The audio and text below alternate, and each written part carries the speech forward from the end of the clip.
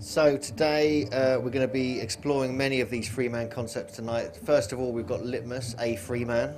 That's his technical name now, I understand. Yeah. And he's going to be doing two talks, 90 minutes each tonight. And we're going to have Simon Goldberg, also known as White Rabbit, is going to be looking into the more Freeman concepts relating to the court system. And after that, we're going to have a forum where they're going to be joined by Nolan, Simon Penton, Ben Lowry.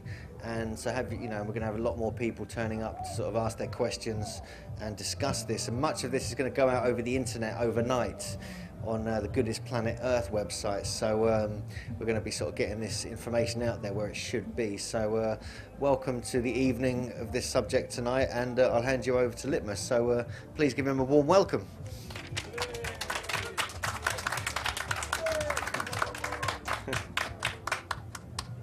Cheers, everyone. Good to see you again.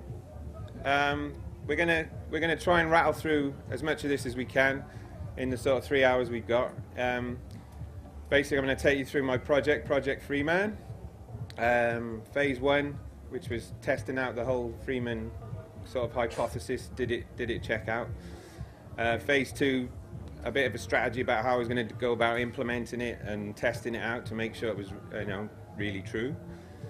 And then phase 3, really getting stuck into implementation. So like sending lots of notices to people and giving them a heads up on what you're doing and why. Mainly so that we all stop paying tax for war. No tax for war, okay? So I'm going to be playing you some songs as well, including that one.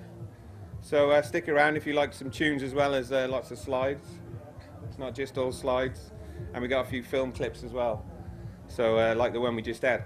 I start off with that Matrix clip because I think it just summarizes the whole thing pretty well about the kind of matrix that we're living in, and the way that the law is sort of wrapped around all that to confuse us, and so that we haven't got a clue what's really going on. And it's kind of like being in the matrix.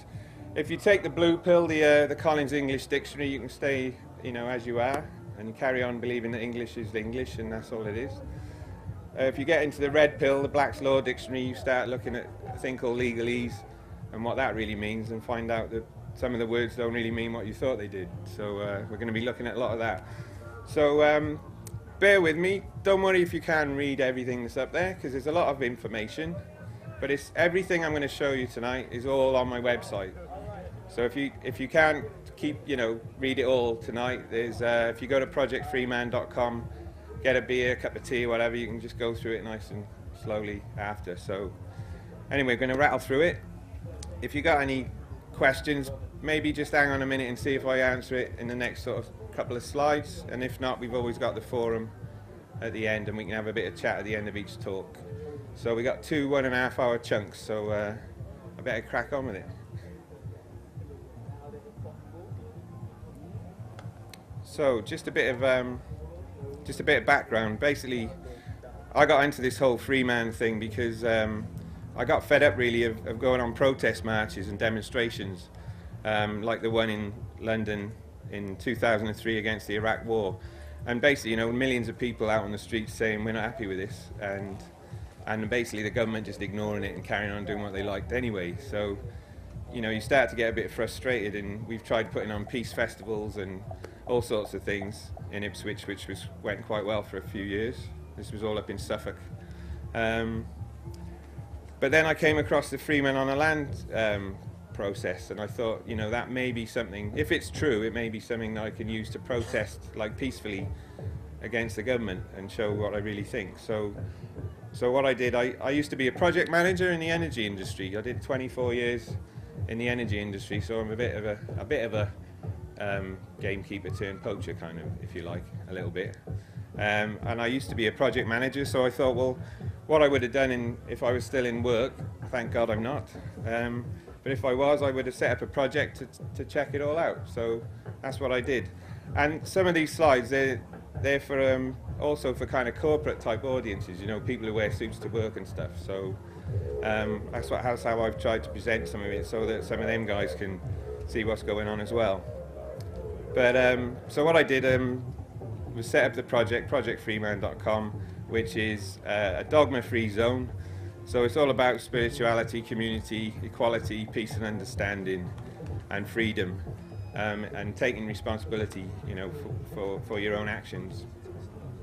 So that was just a little philosophy behind the project, if you like. But, you know, being an ex-corporate project manager, of course, I had to have an outline project plan with phase 1, phase 2, and phase 3.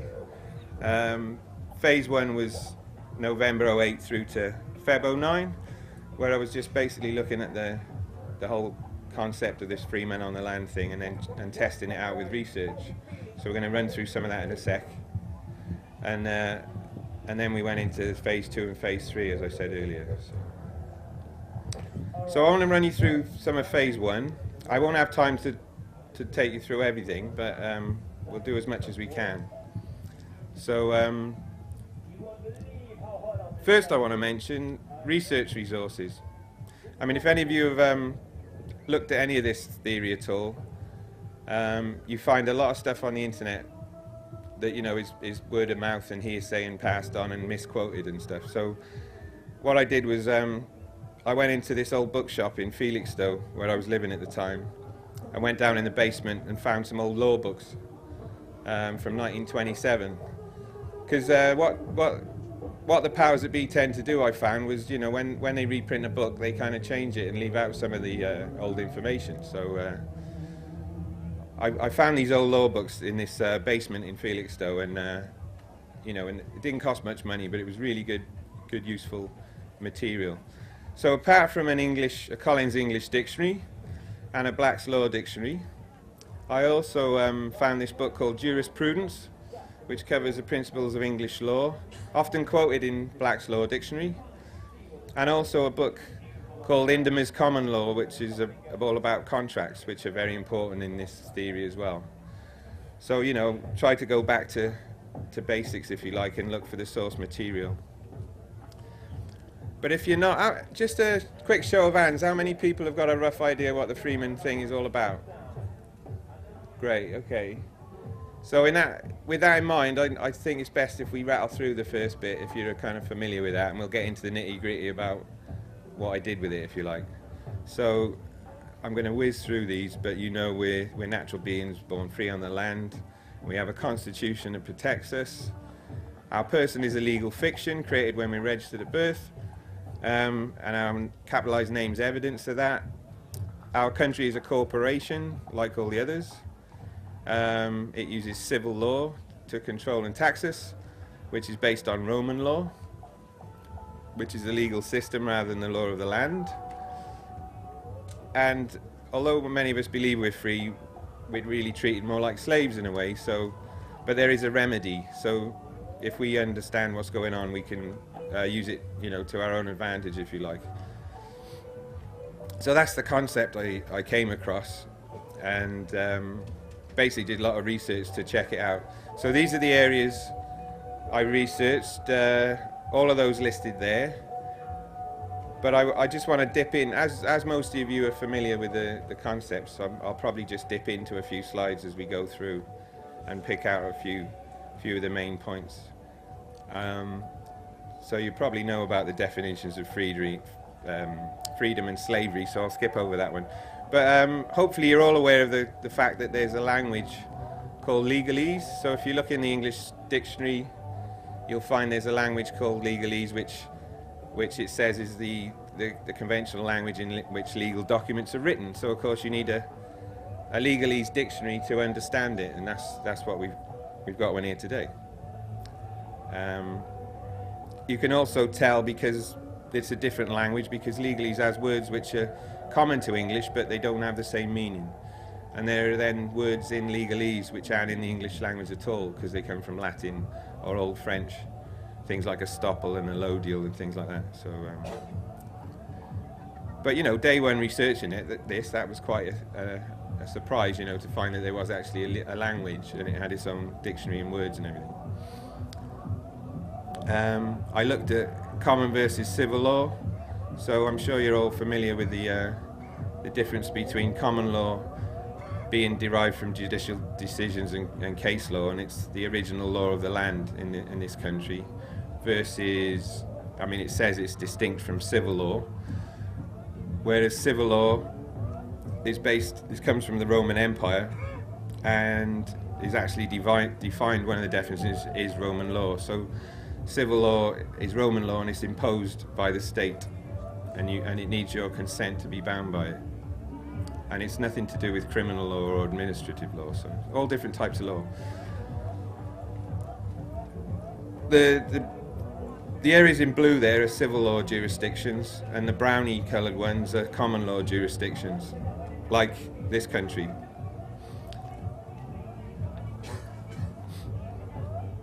So one of the things the Romans left with us was this civil law system based on acts and statutes. And don't forget, a statute is a law made by a government expressed in a formal document, but also a permanent rule made by a company or institution. So something like the co-op, for example, would have statutes as well. I also looked at what is a person, and if you're familiar with this concept that there are natural persons and legal persons, and legal persons are persons in law but not in fact, I wanted to look into the root of that. So I did go back to this original jurisprudence book, and there's a whole chapter in this book on the legal person, and these are some of the things it says. A legal person is any subject matter to which the law attributes a merely legal or fictitious personality, and even brags about it, saying that this is one of the most noteworthy feats of the legal imagination. And that legal persons, being the arbitrary creation of the law, may be as many kinds as the law pleases. So there you go. So if you look in a law dictionary, you'll find there's about 18 definitions of person. The definition of natural person says human being, but if you try to look up human being in the law dictionary, it's not in there. So human beings don't exist under that system. Whereas if you look up human being in English, you'll find a definition. So a person is a legal person, which is a fiction, and is also a corporation. So for example, our beloved monarch basically has the state behind her as a corporation, but has a legal person in the name of the crown. So the crown is a legal entity, a corporation soul. And I just want to read you a couple of bits about that, because they're very important for later on. This chapter in this book talks about the sovereign person, and it says things like everything which is public, in fact, is conceived as royal by the law. So when you watch the news and you hear talking about public roads, public buildings, they're the Crown's buildings. They're not ours. We pay for them, but they're owned by them, by this corporate entity, the corporation soul. But the good news is that, of course, public debt isn't our debt, it's Her Majesty's debt. So don't worry, you don't have to pay it off. Okay? I'll show you how later. So what we have is a natural person, if you like, Elizabeth, in an office, occupying the office of the Crown, which is a legal person, a corporation soul. And if you like, she's like the owner and chief executive of the company, which is a thing called a state, which is a constitutional monarchy, but it's a company basically called the United Kingdom of Great Britain and Northern Ireland. And it owns public assets and it has public liabilities. And of course, it's not your government, it's Her Majesty's government. So that's quite clear. So we have a singular person, which in English in plural is people. But you won't find the legal document anywhere referring to people. It'll always refer to the plural being persons, and this is why, because they're talking about bodies corporate. And if you read an actual act, you'll see that quite clearly. I've just got a little clip about this actually, which I'm going to play from the Shawshank Redemption. Okay.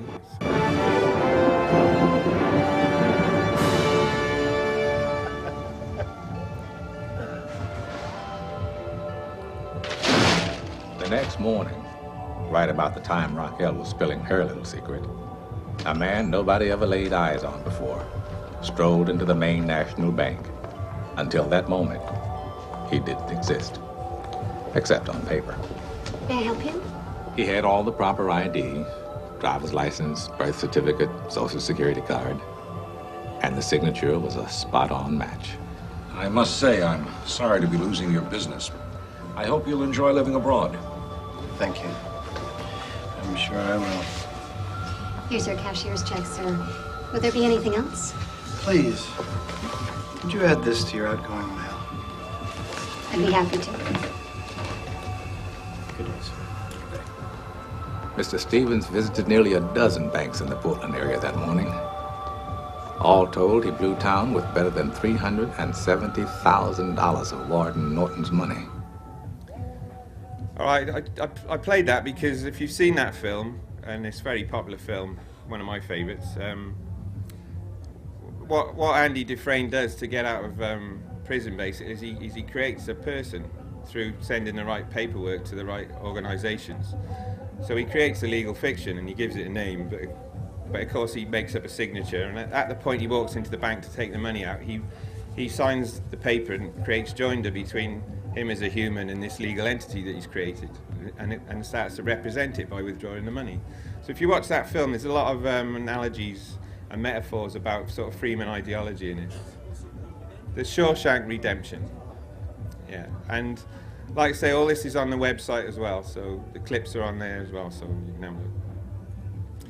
The person is created via the process of registration, and as you're all familiar with the concept, I'll just remind you that registration comes from the root term registrum, which is from regis,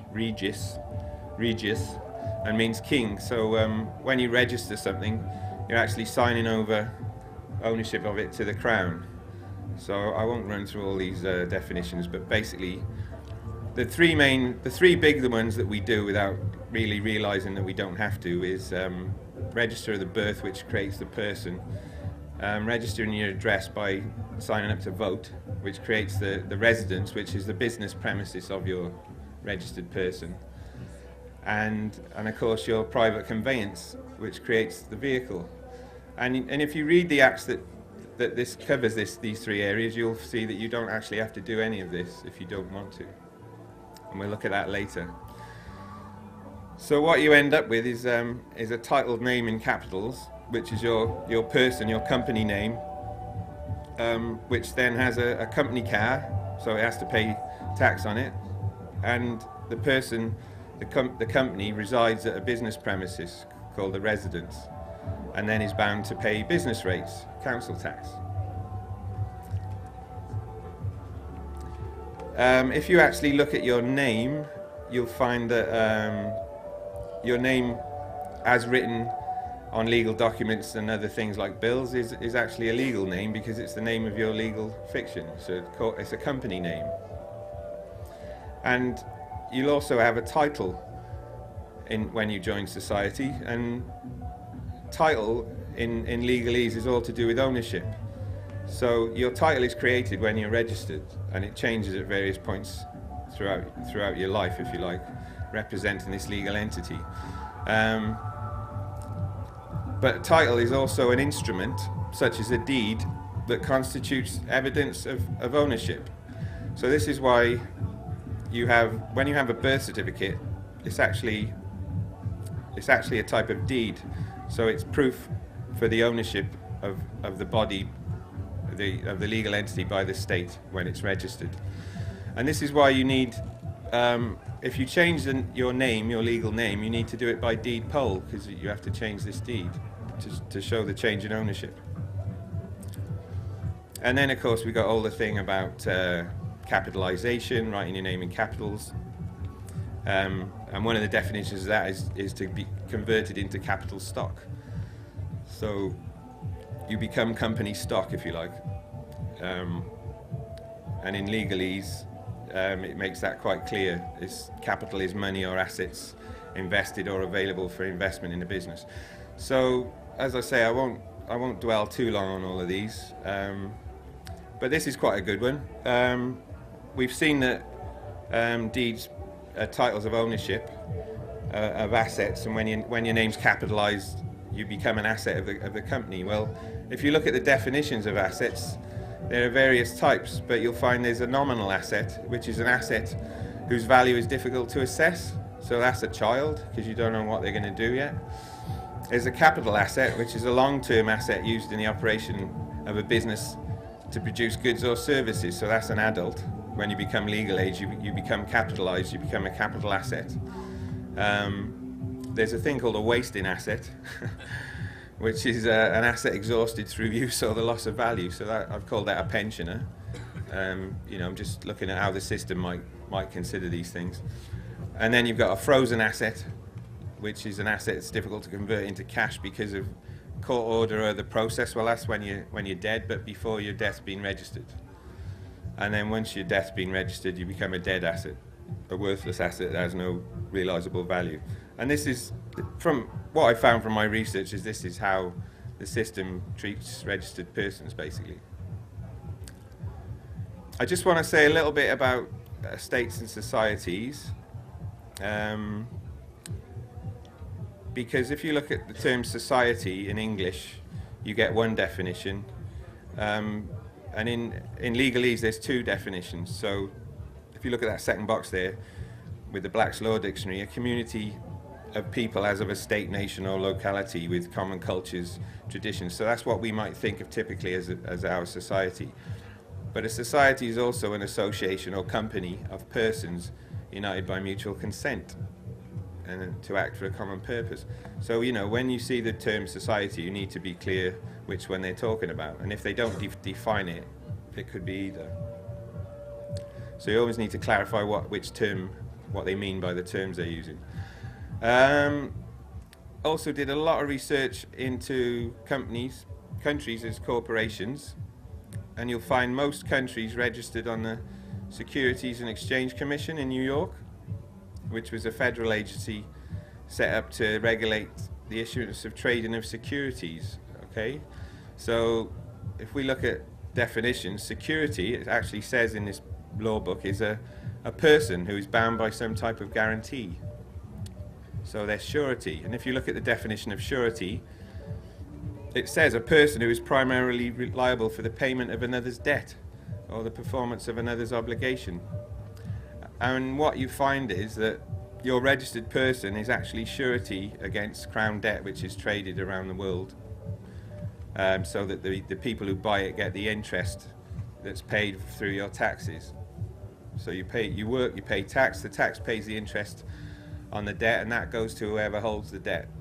So your person is surety against that debt. You can go on the SEC website and find things like this, Canada.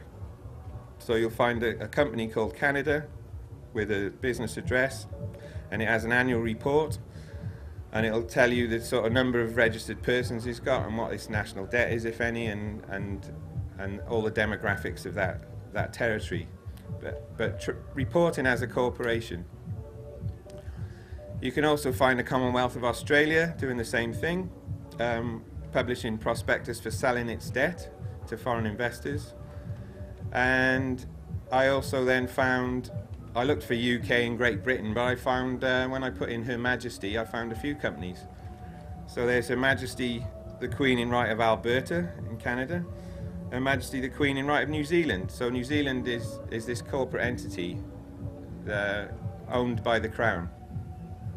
And you'll also see there Her Majesty's government. So what we think of as our government is actually a company registered on this on the Securities and Exchange Commission website, so they can trade debt. So there you go. You'll see there Her Majesty's government with a business address, a law firm representing them, and Her Majesty's Treasury is also a corporation that exists on this stock exchange. And you'll find things on there like the taxpayer ownership of Royal Bank of Scotland and Lloyd's Group under that company. So what we think of as a government department is actually a corporation. But again, as I say, I'm rattling through these really quick because most of you have got a lot of this. So if you do want to look at any more detail, have a look on the website. And of course, the Royal Coat of Arms is also our state company's logo. So Her Majesty's government, don't forget, not ours. Just want to mention this territory that Her Majesty owned under this company called the UK, is actually worth about 12 trillion pounds. So 7 trillion of that is assets built on the land, and the rest roughly is land. And it generates another 1.4 trillion of what it calls gross domestic product, but that's like its annual turnover. Okay, so you have to forget kind of country and think company. So the Queen's the chief exec, Prime Minister's the managing director, the cabinet is the board of directors, and so on, and that's how it works.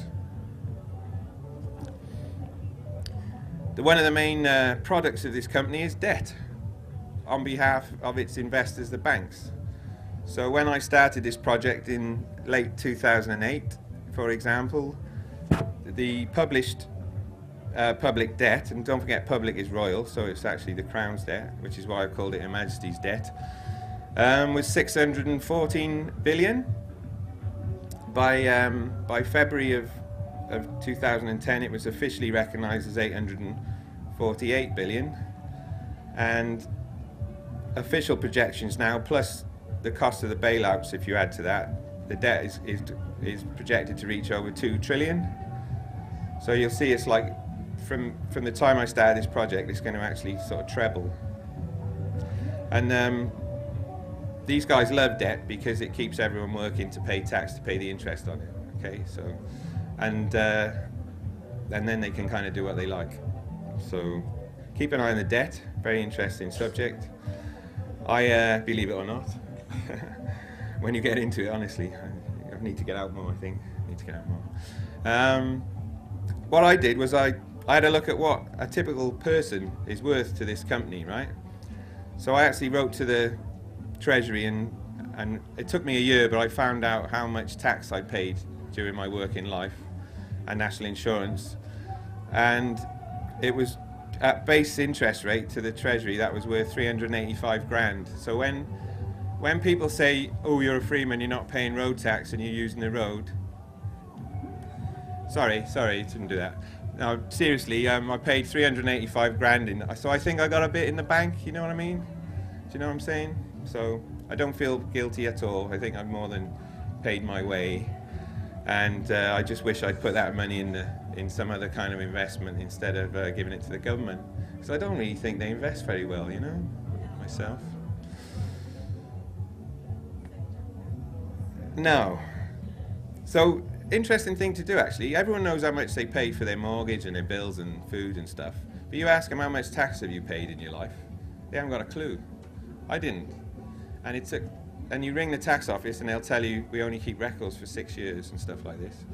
Well, if you keep nagging away and send freedom of information requests, you can actually get all your tax records back to when you started work.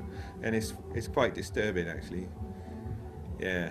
I realised I'd worked for 3.5 years of my life every day purely to pay for military expenditure and interest on debt. 3.5 years. So for 3.5 years I was going in every day to work just to pay interest on debt and military expenditure. And when you look at it like that, you think, you know, what are we doing? It's crazy. I want to mention something at this point about, because we're looking at Her Majesty's territory and assets and things and what they're worth. There's a lot of sort of divide and conquer stuff goes on about immigrants. So I just wanted to mention this slide. This is a report called Replacement Migration, a Solution to Aging Populations, right? And it was written by the United Nations Population Division in the year 2000. And it actually said that by 2025, industrialized European countries needed 159 million immigrants to come into the country to keep the ratio of workers to pensioners going, to keep the whole system going. All right? So don't blame the immigrants, okay? Because they're invited here and they want immigrants. They love immigrants because, you know, after all, we're all immigrants anyway, let's be honest. But the company wants that because they want them to come in and pay tax to keep the whole system going. And then they can put stories in the Daily Mail blaming them for all the problems as well. So don't fall for it, because all of that stuff is just divide and conquer stuff. And the guys we really ought to be going after is the big wealthy landowners and the people who are controlling all the land and stopping us living freely on it. Okay, so don't blame the immigrants. So expect to see 5.3 million immigrants every year until 2025. You heard it here first. And welcome to them as well, and long may it continue, as far as I'm concerned. I'm an immigrant, by the way, I should mention at this point. I'm from Wales. Who used to be the original British, I'll have you know, before you lot came along. Right, can you see that? I don't know if you can see that, but these are the different types of companies, like the country is. But the one we're really interested in is the middle one, which is a corporation. Because what you find if you research this stuff is that everything is a corporation and everything works on contracts. So gen yourself up on corporations. The thing with corporations is they have stockholders and shareholders who get dividends, but there's an entity I found from my research called a dummy shareholder, who owns stock in name only for the benefit of the true owner, is what it says. Okay? And shareholders get a dividend. But the identity of this true owner is concealed, so you don't actually know who it is.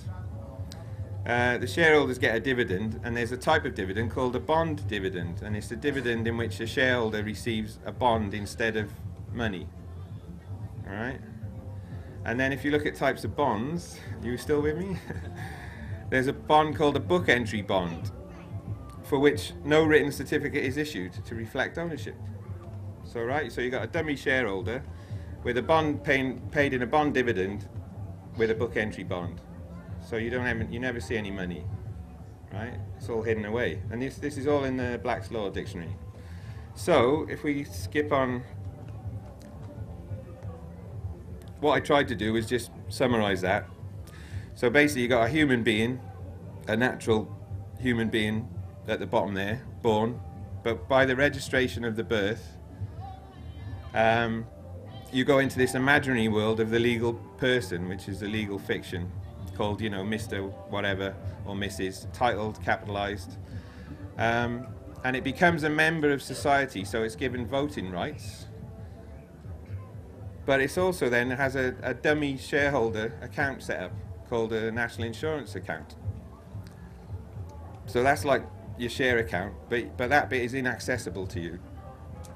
So you're like the guy there grafting with a hard hat on, so you're working away and paying your tax, and that's going into the pot. But your dividend is a bond dividend, so it's just entered in a book. It's entered in a ledger on a computer what the value of your account is, but you're never told that.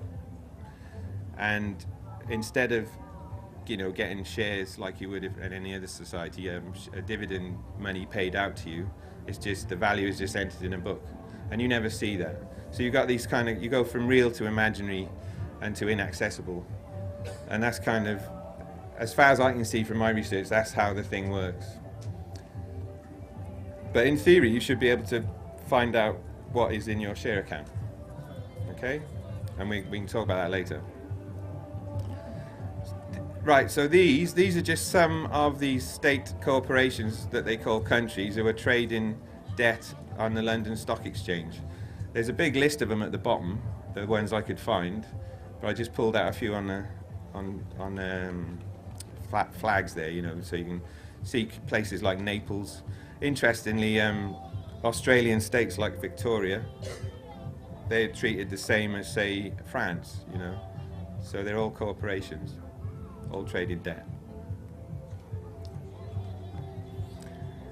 So what I found was, having looked at the theory and not really kind of believed it, when I went through it all, I put a rough number on it, but it was about 86%. What I'm saying is it checks out.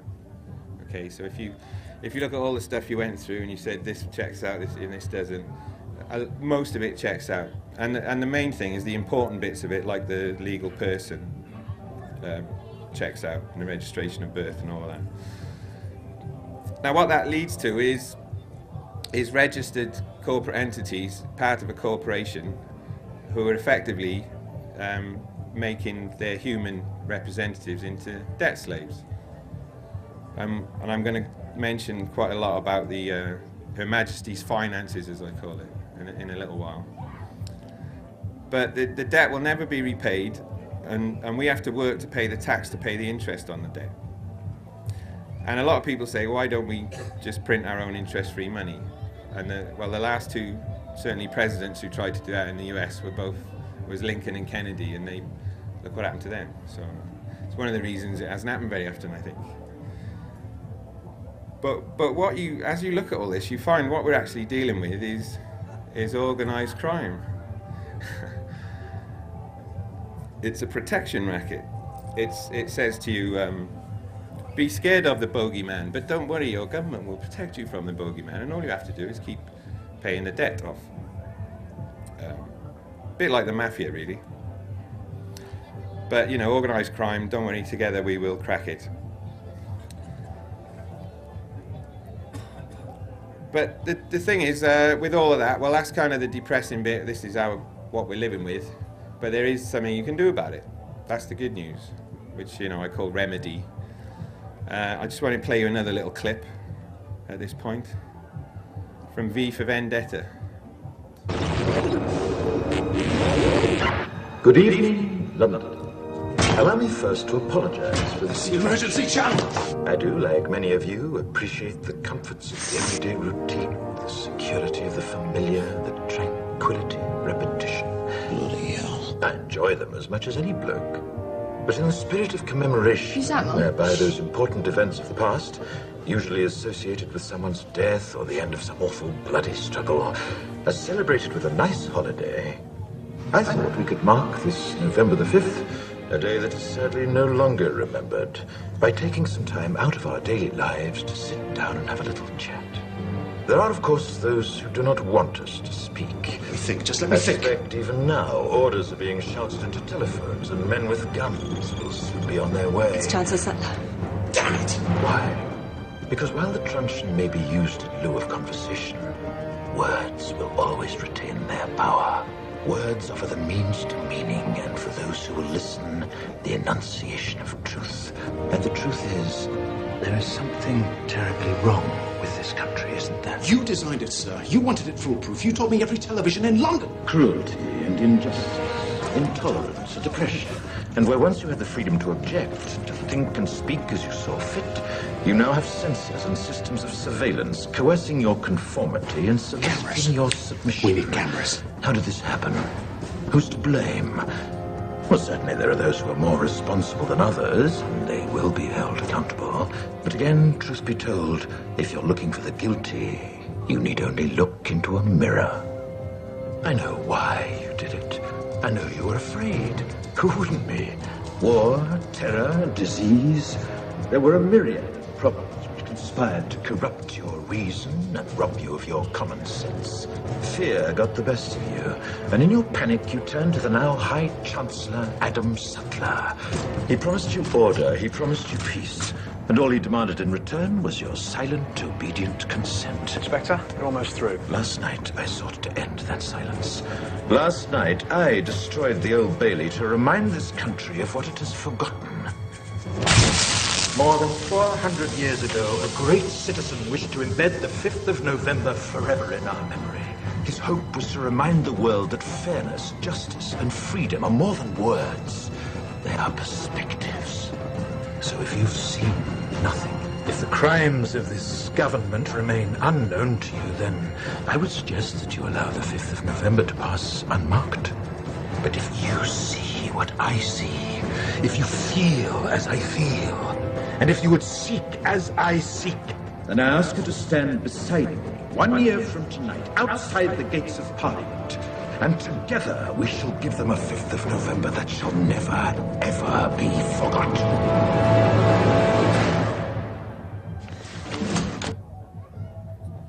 Okay, I put that clip in because it's kind of, we're either already there or it's kind of where we're heading. And but I love the bit about words will always retain their power, the enunciation of truth. And when you start getting into the remedy of the Freeman stuff, what you can do about this system that we're in, a lot of it is about understanding what words really mean, but then using them and writing documents. You don't have to go marching in London, you don't have to leave your house, you don't have to get violent, you don't have to riot. All you got to do is write a few letters with words in them, and you can be free of it all, and it's... So I think that clip's great, and I think I would encourage everyone to, you know, to have a bit of that V in them. What we're really talking about is rebelling, but peacefully and lawfully rebelling. So as I say, no rioting. Don't get angry, because they love that. That plays into the system's hands, if you like. But you know, using the Freeman techniques that we're going to look at, you can actually peacefully and lawfully rebel from the comfort of your own home.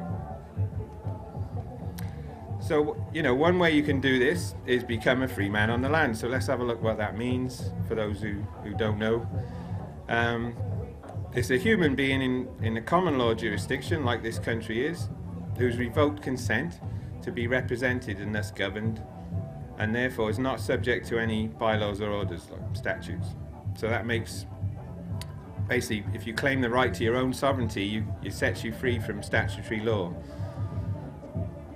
You can also, if you like, have your own fee schedule to charge for being detained unnecessarily for any violation of your sovereignty, and you can use notary public process as witness for all that. But basically it makes the free man exclusively bound only to common law, and if you take it to the ultimate, under common law you would revoke all your licenses, social security cards, birth certificates and passports and everything else to do with being a member of society. So you go back to the living under common law on the land, basically. But for me, what this is all about is what I call individual collectivism, okay? So I'm writing a thesis about this at the moment, actually. It'll be published next year, I think. Or you can call it collective individualism. You know, what doesn't matter, but really what it is all about, it's not about getting off paying your parking tickets, okay? And it's not about, like, how can I get away with not paying tax? It's about taking responsibility for yourself and being accountable for your actions and not having the government to blame. But also acting honourably against towards your fellow men, yeah? And as I say, you can do this without moving from your home, especially if you've got the internet. And I just want to explain at this point why the state loves demonstrations, okay? Maybe you never thought about this, but why the state loves a demo? Because they can say, it's a free country, you all have the right to protest. I mean, you have to actually apply like 3 weeks in advance if you want to protest. Is it all right if we go and protest? Do you mind? You know, it's like, thank you. Bullshit. If you're going to protest, you don't have to ask anyone. That's a free country. They love a demonstration because you imagine, right, 2 million people or 50,000, whatever, all going up to London or Manchester or whatever to demo, right? So I just jotted down a few things, right, that are involved with that. So if you think about it, you got tax on fuel, you got VAT on food and drink, you got all the police costs, which adds to the debt, you got the transport costs, you got credit card debt from people buying tickets and food and merchandise, you got merchandise production, you got banners, tickets, stickers, paper, you got meetings, you got speeches, you got PA systems, you got stages, you got computers, electricity, MP's time, helicopters flying overhead, rent a mob, and all the repairs to the damage at the end. They love it. They love it. So I'm not saying don't protest, but I've found a more effective way to protest because, yeah, demonstrations actually create more debt and add to the problem. Whereas if you stop paying tax, you know, you're taking away the thing that this system craves, the money and the debt. And I've found it's by far the most effective. So we're going to look at some of that in the remainder of this talk, and then the next talk at 8:30 or whenever it is. The other thing that demos do is they do, whilst we all have a great glowy feeling about hanging out with our mates and, you know, being right on and that's all good, they do also generate a lot of argument and conflict.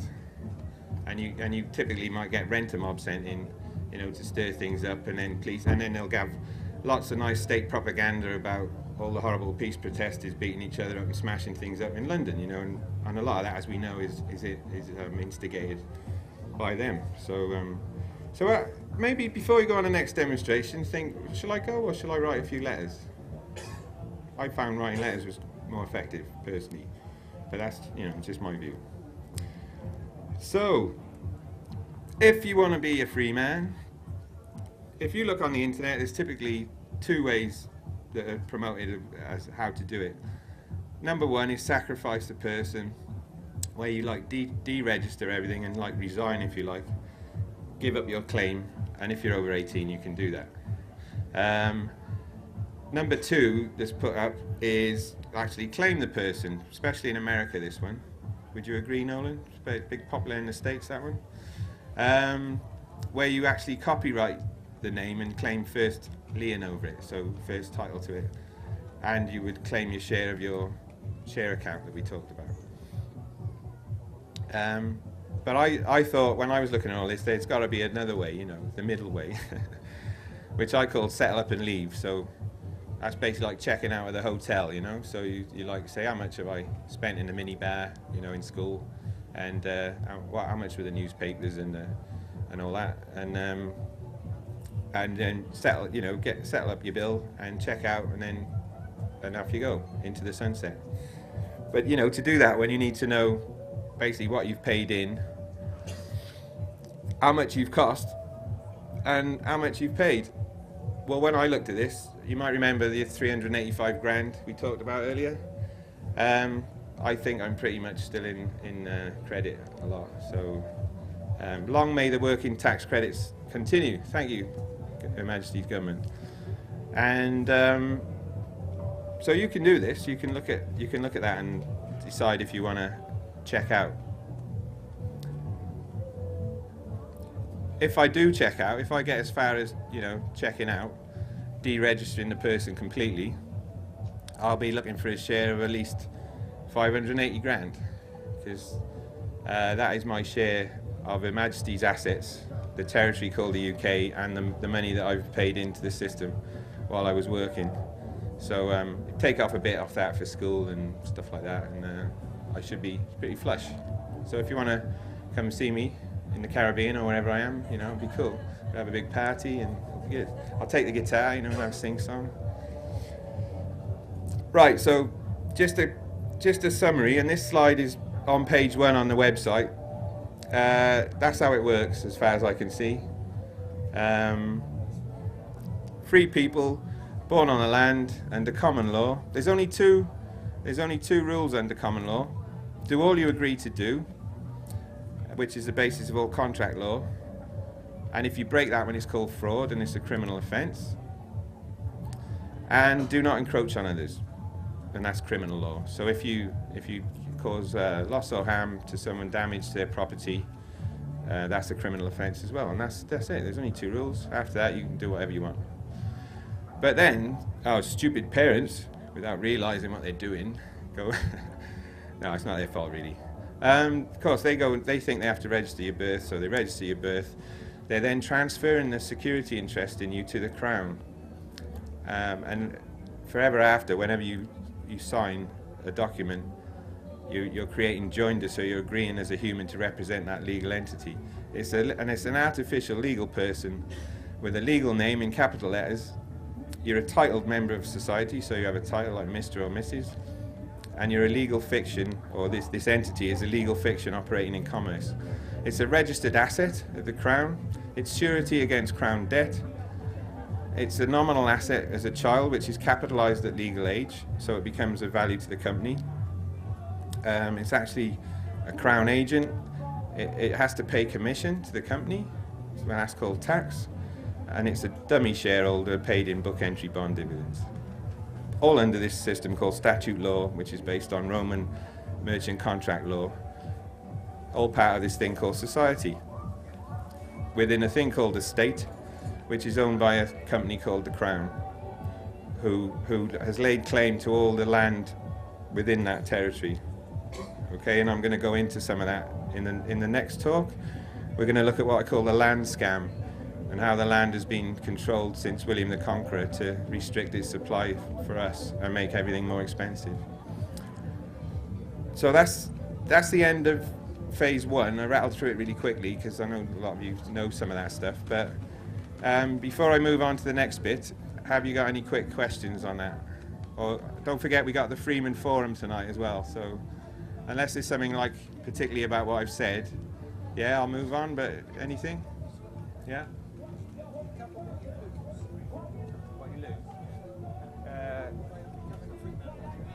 Yeah, we're going to look at that. Yeah, the pros and the cons. Yeah. I mean, it's about personal choice, really. So far, I haven't lost anything, but we can look at that. Yeah. Like, for example, if you deregister your person, the next time you go to renew your passport, you may have a problem. I don't know yet because I haven't done it, but going to hospital is an inalienable natural human right. Yeah, so I've got a whole section on natural human rights, so we can look at that then. Yeah, is that cool? Yes, you said that your parents register you and I guess legalese dump you as an asset of the Crown. But my understanding of contract is that nobody can contract for anyone else. So if your parents signed you over to the Crown, it would only exist until you reach the age of majority. Then you would have the, I guess, privy to be able to opt out of that, because nobody can contract for you, even your mother and your father, because you're not the property of your mother and father. Yeah, so, I agree. You can. I think Mike said when you're 18, as far as I can see, you can opt out of that. You can take yourself out of it. And one other quick question. The folks who are the heads of the corporation called the Crown that runs, I guess, the UK. Yeah. Are they British or are they German? They're a Germanic dynasty which goes back about 900 years. The house that's in power now is the House of Wettin. It's a German dynasty, goes back to 900 AD or CE. But if you can follow the lineage, obviously, right back to the Anglo-Saxons.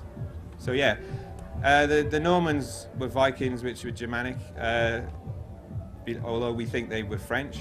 Before them, you had the House of Wessex, the Anglo-Saxons. They were all Germanic, and the family that's on the throne today is a Germanic family. So yeah, I mean, to me, it doesn't matter what race they are, because they don't give a shit about race or country or people or anything. All they care about is controlling territory and title and money and the whole thing. My research, they actually seem to be Scottish, I have to say. Yeah, well, there's the House of Stuart, of course, which, although the House of Stuart's been on the throne since 1603, the male line that ending with sort of William at the moment is through the House of Wettin. But it is still a Stuart line through the female side. Okay, I'm going to quickly load up the next one. Yeah. Oh, sorry. It's just a quick response to your query, really, about the fact that you can and your comment that you can choose to escape at 18. Yeah. What happened to me, I remember quite clearly, is at the age of 16, they came in with my national insurance card and they got me to sign it. Yeah. So that's the capitalisation of you at 17. Yeah. As a youngster, they come in when you don't know what's going on. They take your signature, then you signed yourself over, I think. Oh, no, that's interesting. That's interesting. Okay. Cool.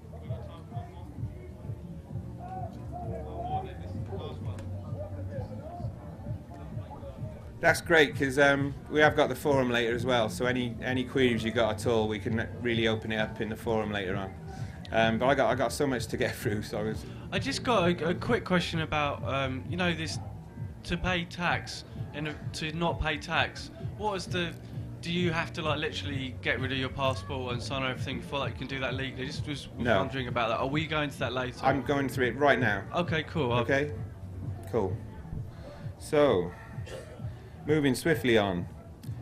So basically, I found out about this Freeman thing. I didn't believe it. I checked it all out. It checked out. So then I thought, right, I'm going to give this a go and start writing letters and see what happens, because you don't know. A lot of people, say things they've read or heard somewhere. A lot of them never actually tried any of it. So the real proof is in the pudding. So that's what I'm not employed, which is great, so I've got time to do this kind of thing. When you're busy, work, paying the bills and the debt and all that, you haven't really got time to look at this stuff. But fortunately I have, so being a full-time musician,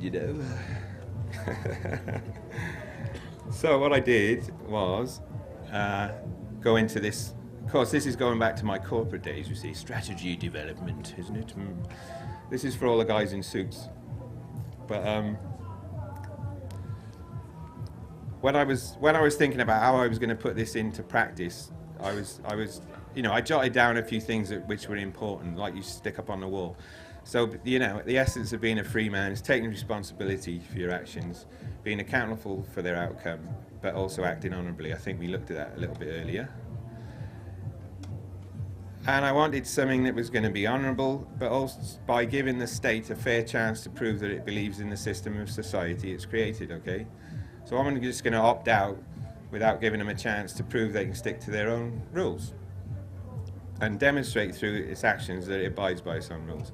And because of my sort of campaigning peace activism background, I wanted it to major on that sort of area as well. And I came up with this, right for your rights. And then I was really pissed off because someone had a domain name registered already, the right for your rights. So lost that one. But I called it the 3 tests of lawful rebellion. And by doing this, I wanted to find out the truth, what is the real truth of this thing. Secure justice and uphold rights. And then publish it all so that anyone else can have a look at it and take a shortcut if you like. So if you look at my website, all the documentation and everything is on there, and you can hopefully benefit from what I've done. So what I did, I looked at this thing, 3 tests: test, protest, and contest. So first of all, test it, see if it works, use real life examples, test the law, and then test out some of these Freeman remedies that you might have heard about on the internet. And then, if it all checked out, get into protesting, so serving notices, finding out all your freedom of information stuff, and the main one, number 2 on that one, stop paying tax. And then the third part of it is, if you protest in that way and still nothing happens, you can actually contest the whole system by just leaving it and deregistering everything. So that's like the 3 stages I went through.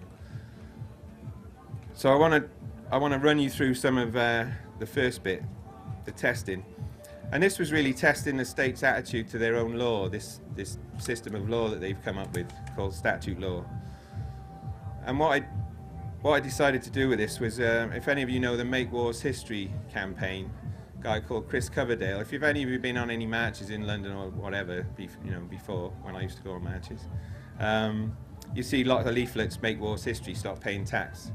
So I looked into all of that, and what you find is there's actually a statute law called the International Criminal Court Act 2001, and it covers war crimes, and this is a UK law. It's been given ratification by the Queen, and it basically says under Section 51 that our actions in Afghanistan and before that Iraq are offences under international and domestic statutes, as well as being crimes in common law and international law. Okay? So it says it's an offence against the law of England and Wales for a person to commit genocide, a crime against humanity, or a war crime, even if it's outside the United Kingdom. And it defines what genocide is.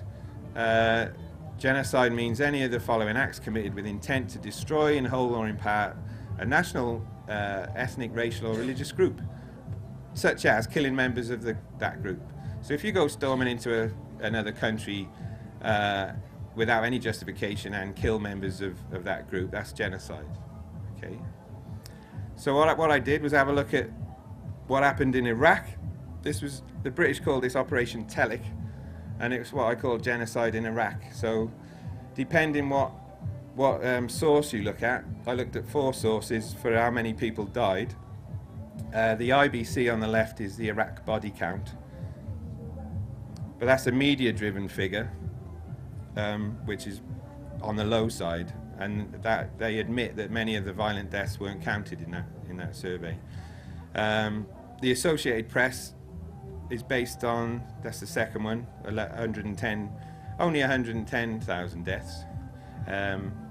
That's the source for that is the Iraqi government health ministry, which was put there by the UK and the US effectively. So it's that's a bit biased. The Lancet survey, you may be familiar with the Lancet, it's a medical journal. They estimate something like 650,000 deaths. And then there was a ORB opinions research business, which is an independent polling agency, member of the British Polling Council.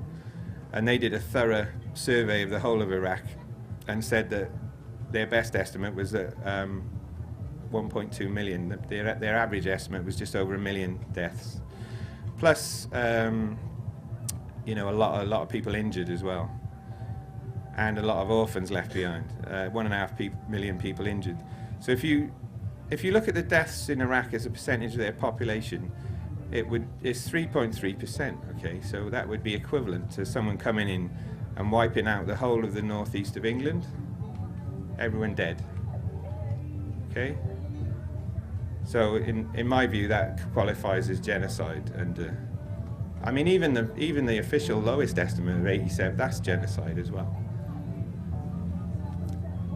So there we go, genocide in Iraq. Of course, on top of that, you had the military casualties, most of which were Iraqis trained by the security forces. Whereas what we tend to see in the media, and you know, don't get me wrong, I don't want to see any soldiers killed or anything, but what we typically see is the number of soldiers who die. What we don't see is what a small proportion of those are actually US and UK troops, the majority being Iraqi people who've been trained up to be military or police personnel. So another 15,000 dead there. Then I looked at Afghanistan. So you've got another 203,000 deaths and 47,000 wounded out of a population of 28 million. So that's another big chunk. And so basically, if you remember, the justification for this action allegedly was the September 11th Twin Towers disaster, where 2,973 people died. You know, I have my own views on that, but still, nearly 3,000 people dead, terrible. But in response, 1.25 million. So I think that's what they call inappropriate response under international law, and it's a Hague issue. It's a war crime issue, and Tony Blair at least should be on trial for it right now. Whichever way you kind of look at the numbers, they're horrendous. And I used to get really emotional doing this. You know, I'd have a job. I think last year when I did this, I had a job to get the words out. But it's bad when we start getting numb to things like that, isn't it? You know what I mean? But if you only got to watch the news and you'll get numb to stuff like that.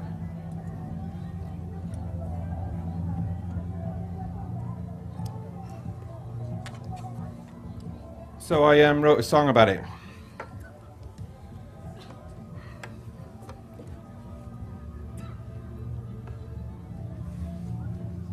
And I put the lyrics on a slide for you so you can sing along, or at least read about it.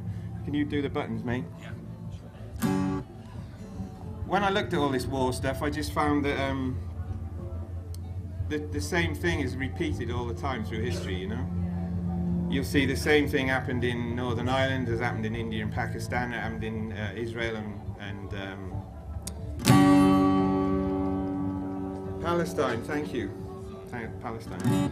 And I just found it's the same old thing, and the Thais have a phrase. If you go to Thailand, they have this phrase, same but different, because they haven't got a word for similar. So that's what this one's called.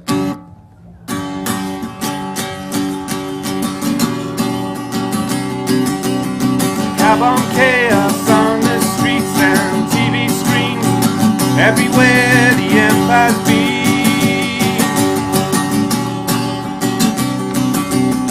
Deja vu, I'm sure I've seen this all before. Petition lands and civil war.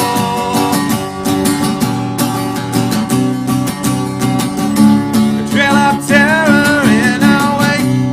Evolution says you learn from your mistakes, but this is no mistake. It's all part of one big plan ever since the fall of man.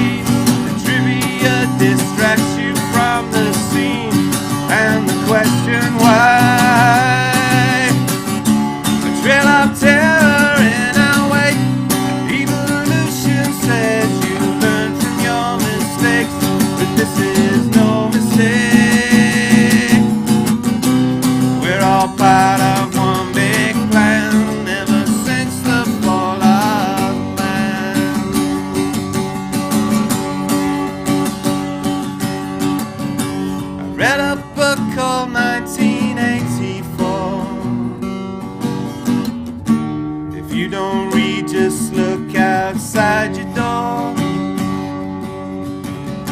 They tell us we're the ones that threat, but I am sure aggressor is the name for those who start the fucking war. And holy words from Hollywood promote the beast and terrorize the Middle East.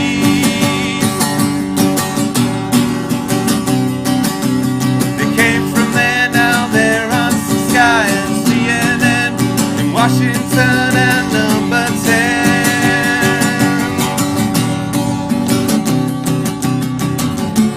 Trail of terror in our wake.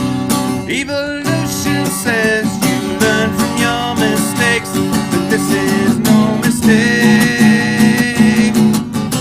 And we're all part of one big clan ever since the fall of man. And it's the same, but different. It's the same, but different. Yeah, it's the same, but different. It's the same, but different. Thank you.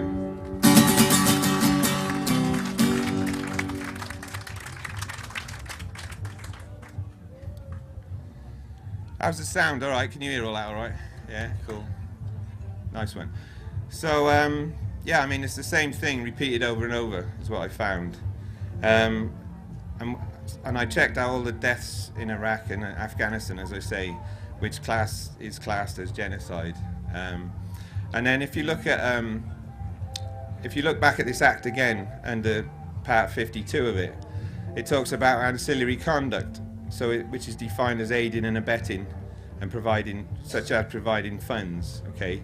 So, you know, if you know that, if your mate says to you, I'm going to go murder John, can you lend me 20 quid to buy some bullets? And you lend him 20 quid and he goes and buys some bullets and murders John, you're complicit in that crime, right? And it's exactly the same. If you pay tax, you're funding the genocide in those illegal wars. So we're actually all, if we pay tax, we're all complicit in the crime. So to stay law-abiding, we have to stop paying tax.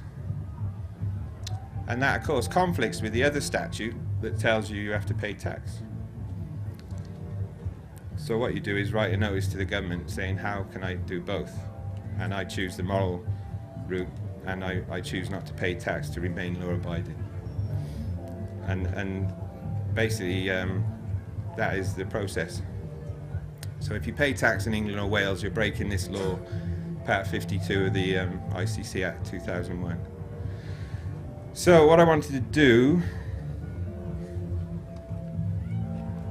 are we off for time? We got sort of 5 minutes or so? 20? Great, okay. Even better, sweet. What I wanted to do was, as I say, test this law. So, first of all, I looked at reporting it to my local police in Ipswich.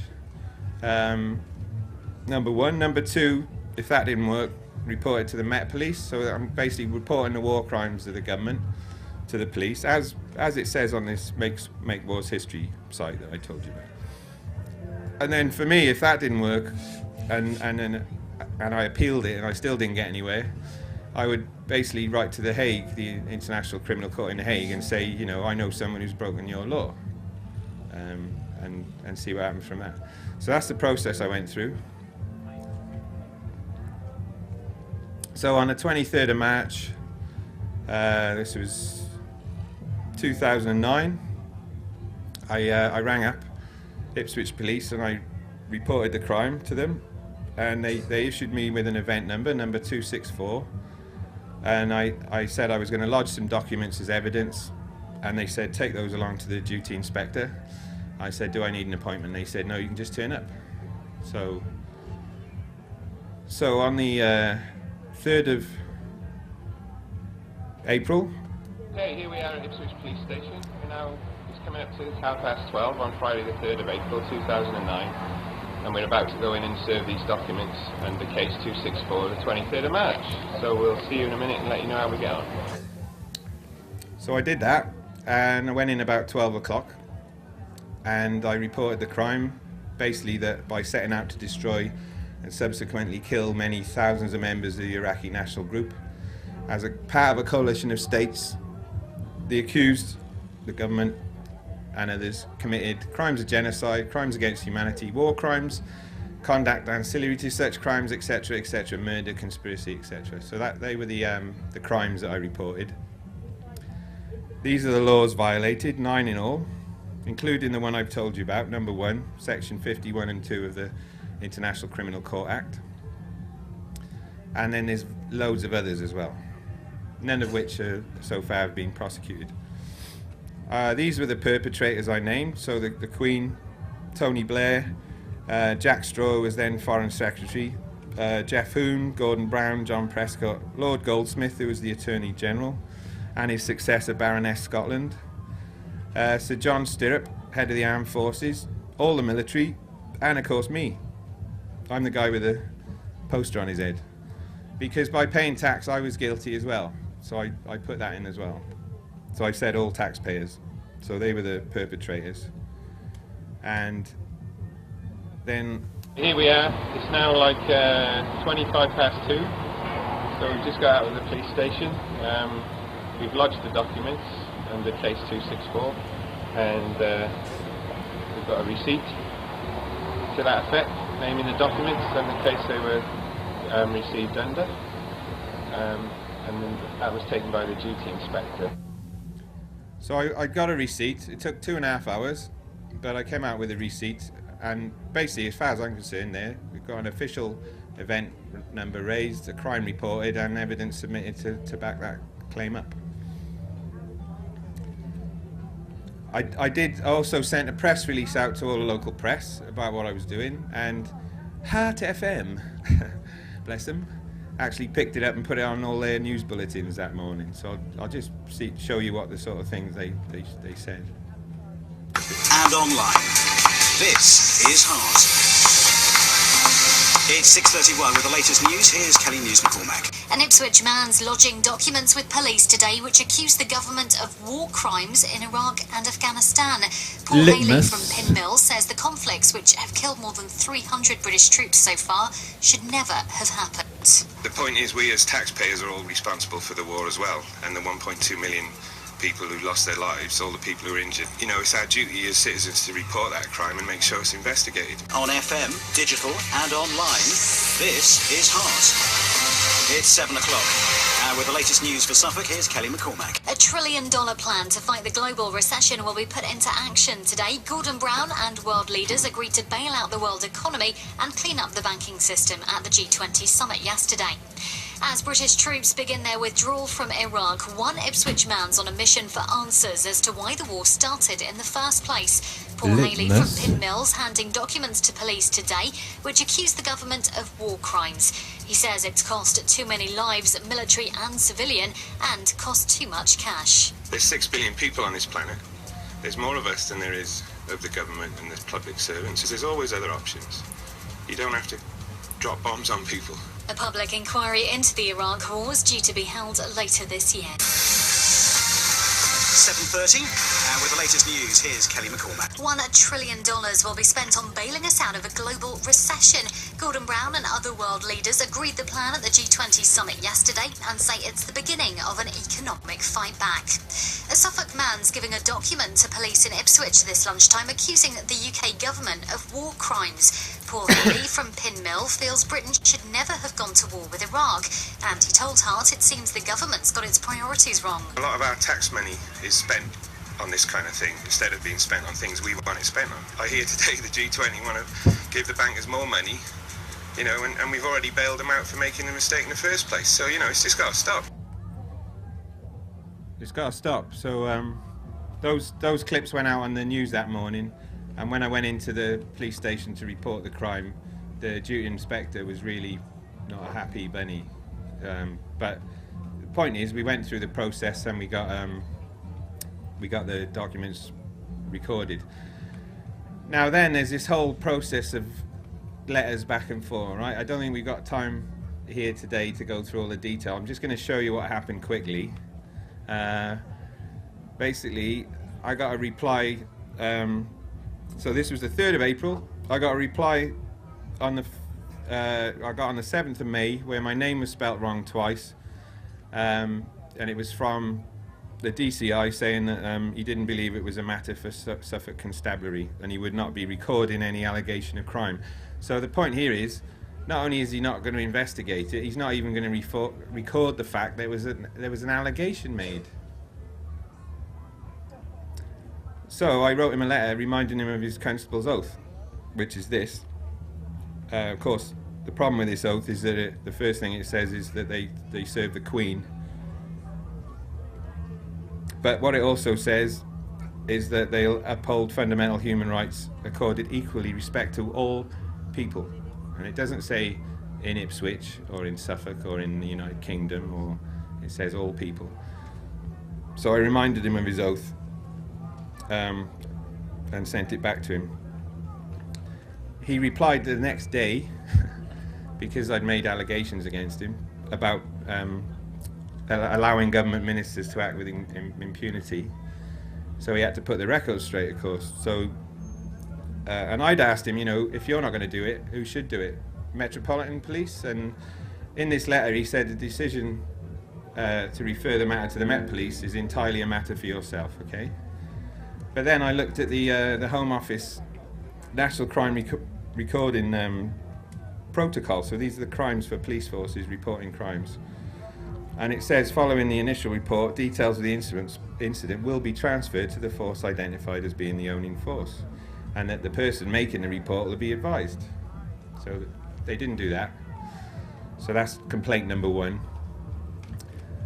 So I then I reported it to the Met Police, and I got this envelope back eventually from them saying terrorism on the front. So they don't miss a trick to like scare the shit out of you, do they? But inside was a very nice letter saying that they acknowledged receipt of my letters and that my comments would remain on file, but they didn't intend to pursue the allegations. And the point here was that they said that no crime would be recorded.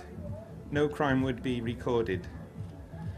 So again, I looked at the rules, and the National Crime Recording Standards say all reports of incidents, whether from victims, witnesses or third parties, and whether crime related or not, will result in the registration of an incident report by the police.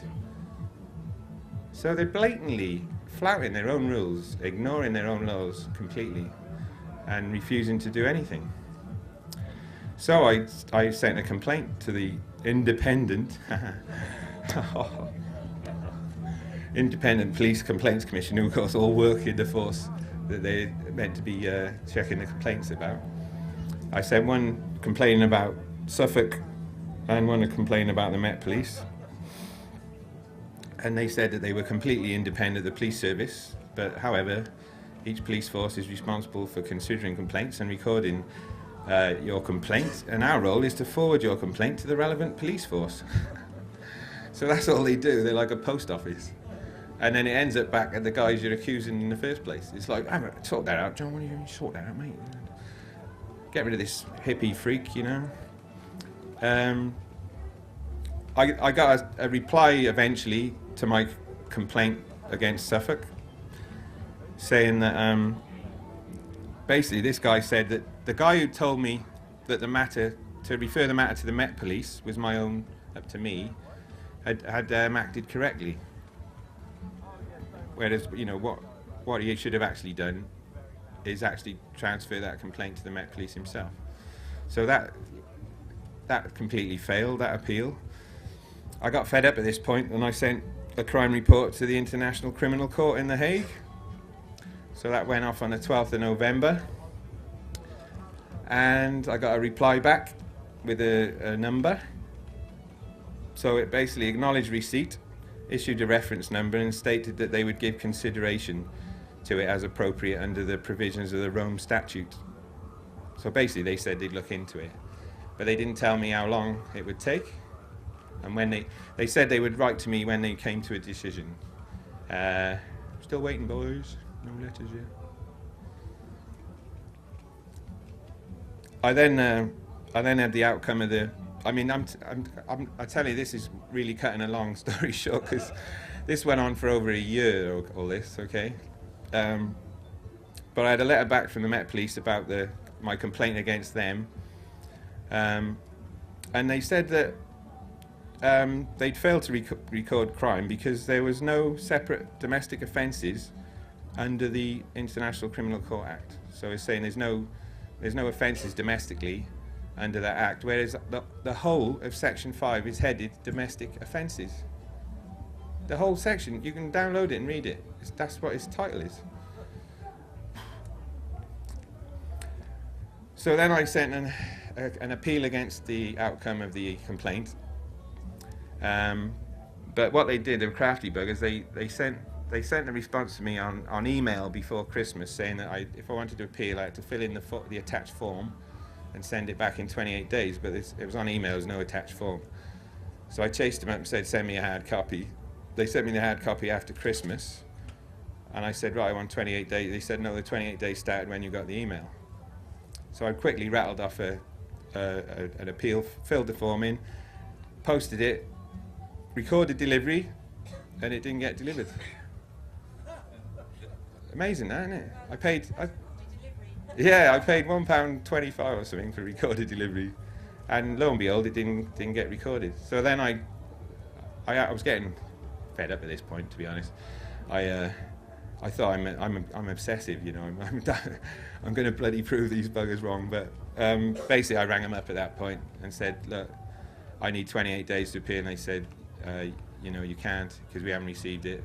So basically, I thought, well, you've had your chance. I've given you all a good crack at it. You know, none of you have done anything about it. So I'm going to stop paying tax, basically. So my conclusions of all that was that our beloved state doesn't abide by its own legal system.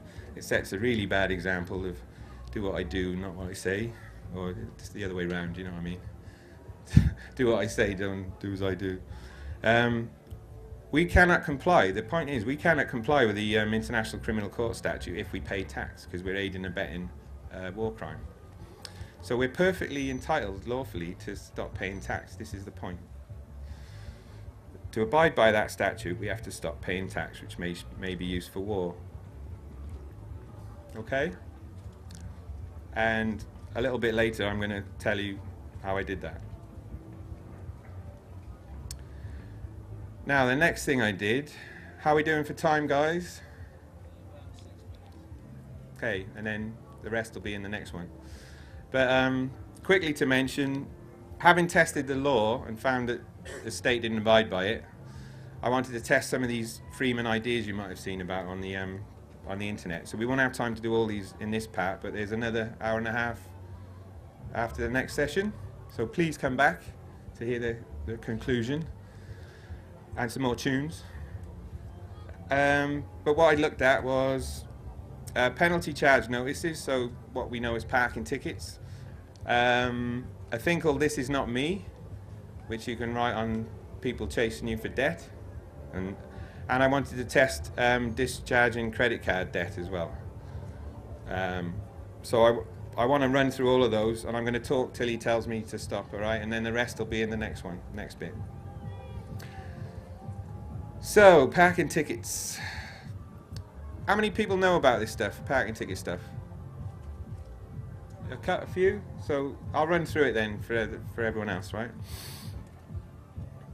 Okay. A penalty charge notice, if you do the research, you'll find it's an offer to contract. So an offer is an act or instance of presenting something for acceptance. Okay? So you don't have to accept the offer. You can honourably accept it conditionally via a counter offer and send it back. So it's like someone making you let's do a deal, and you say, well, yeah, okay, but I'll do a deal based on this, this and this, and send it back. And then they might say, okay, well, I'll do a deal as long as we can take that. You know what I'm saying. So it's a negotiation. I've found it's also something called a requirements contract. And if you look in the Black's Law Dictionary, this is defined as a contract between a buyer and a seller, where the buyer needs the goods and services and promises to obtain them exclusively from the seller. Okay, and the seller is promising to supply the goods and services for a specific period at a set price. Okay, that's what a requirements contract is. So the quantity term is measured by the buyer's requirements, right? So I believe that these are these type of contracts, and that's why if you look at a parking ticket, it says you are required on it to do such and such and such and such, right? So if you look at one like this one, you'll find it makes you an offer of terms, okay? So it's offering you goods and services. Basically, it's offering to sell you this penalty charge notice for like 40 quid or whatever, right? And it says you are required. It has a set price, so you pay a penalty of, it says here, £60, right? For a specific period, within 28 days of the date of issue, and it's got a special offer. A discounted amount of £30 will be accepted as final settlement if you pay within the notice period. Okay, so they're making you an offer to do a deal. Now, if you go back to your constitution stuff, this is all on the website, and I didn't have, what's going on there with the crazy, the aliens are coming. Don't know what happened with the text at the bottom there, but something to do with copying files, I guess. But yeah, look, if you look on the website and the TPUC website and that, there's loads of stuff about our constitution. But for example, if you look in the old Magna Carta, the 1215 Magna Carta, it talks about fines. All fines made unjustly with us, that's the Crown, against the law of the land, and all amercements imposed unjustly will be entirely remitted. So these types of things that they're trying to fine you for are unlawful under the Constitution anyway. So what you can do is a freeman can discharge claims like that by sending basically a notice of discharge of the outstanding fixed penalty charge by asking for a request of the clarification of the terms, okay? So if you want the detail on this, it's all on the website, and there's some templates, examples, like 5 or 6 examples of letters that a freeman has written to do this, okay? So we don't need to go through all the details now, but basically what you're doing is offering conditional agreement based on them proving their claim against you under this contract. And you offer them a time limit. So you say, I'll give, this is my understanding. If you can clarify all these points I've raised within my notice period, that's cool, I'll pay, we'll do a deal. But if you don't, I'll assume you agree with all my understandings, and we'll say the matter's finished. So you're basically sending a notice back. And the proof of claim that you're asking for is proof that a freeman is a person, and define its meaning, it's a legal fiction as we saw earlier. That you are the legal fiction, and that the thing they're writing to you about is the result of a lawful investigation without prejudice, that they can prove you're a member of a society, and they can name it and tell you which laws apply to it. Which statute laws apply to a human being. None of them is the point. And that there was some ID shown by you at the time you got this ticket to prove that you were even there in the first place. But if they can do all those, you'll do a deal with them.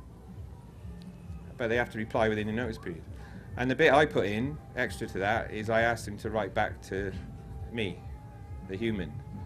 And I say that if you write to the legal fiction, it will either be returned to sender or ignored.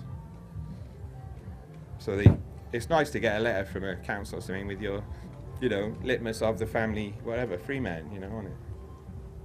And I've had those. So they will do it. So I did this. I did this on the first ticket that we had at the time, and we haven't got time to go through all this, but basically it's what I call notice tennis.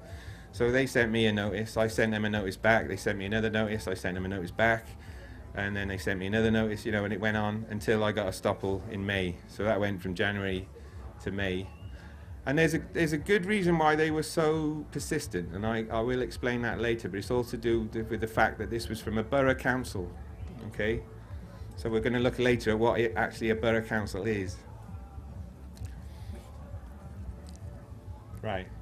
So, on that point, I'm going to stop there.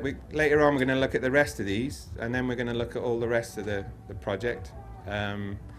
All the discharging credit card debt, all of that stuff. And all the way I'm protesting now, how to serve notice on Their Majesty's Revenue and Customs, how to deregister your vehicle with the DVLA, which I've done twice, and how to deregister for council tax and all the others. So if you found it interesting, please come back for the next session, and we'll have some more tunes and some more Freeman chat. All right, see you later.